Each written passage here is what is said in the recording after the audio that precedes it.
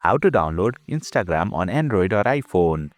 Hey there, welcome to Insightful Tutorials. In today's video, I will show you the easiest way to download and install the Instagram app on your device. Without further ado, let's learn how to download it. Open Play Store on your Android device or App Store on your iOS device. Tap on the search icon at the bottom, then tap on the search bar. Type in Instagram and search for it.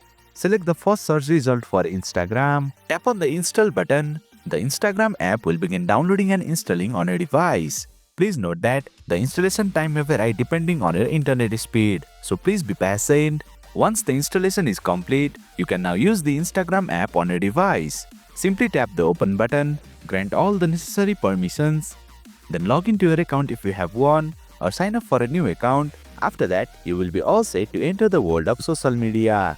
And boom! You have successfully learned how to download and install Instagram on your mobile device.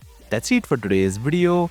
If you found this video insightful, please don't forget to hit the like button and make sure to subscribe to our channel for more insightful tutorials.